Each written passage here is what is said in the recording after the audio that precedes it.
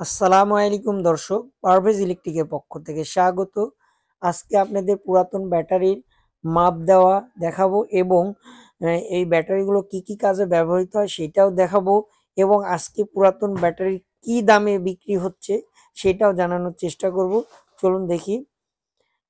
আজকে যে ব্যাটারি দেখছেন এগুলো কিন্তু ইজি বাইকের ব্যাটারি।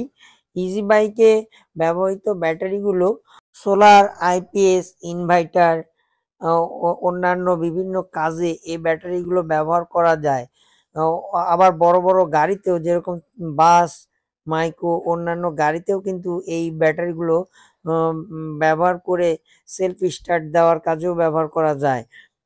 এখন যে ব্যাটারিগুলো আমরা মাপ দিচ্ছি এই ব্যাটারি একটা ইজি বাইকেই ব্যবহৃত হবে। একটা ব্যাটারি গাড়ির নষ্ট হয়েছে, এই ব্যাটারিটা লাগাই দিলে এই গাড়িটা কিন্তু আবার 20-30 কিলো বেশি চলবে।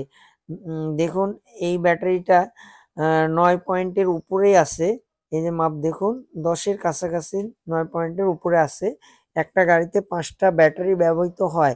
5টা ব্যাটারি কিন্তু একসাথে নষ্ট হয় না, এর মধ্যে 2-3টা ব্যাটারি ভালো থাকে, সেই ব্যাটারিগুলোতেই পরবর্তী আবার ব্যবহার করা যায়।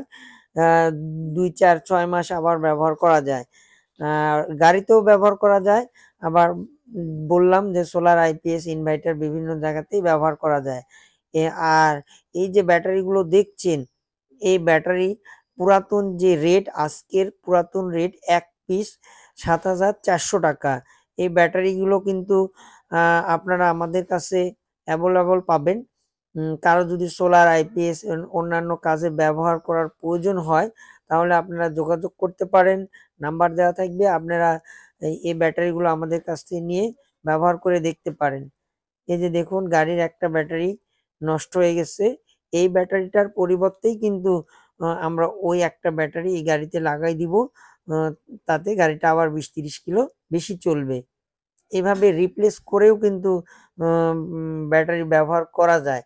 আর যেটা 48 ভোল্টের যে মিশুক গাড়িগুলো আছে সেই গাড়িতে কিন্তু পুরাতন 4টা ব্যাটারি লাগালেই আপনার 120 কিলো মতো গাড়ি চলে। কিন্তু আপনাদের যদি কারো এরকম ব্যাটারির প্রয়োজন হয় যোগাযোগ করতে পারেন। দর্শক, আমাদের ভিডিওটা দেখার জন্য সবাইকে ধন্যবাদ।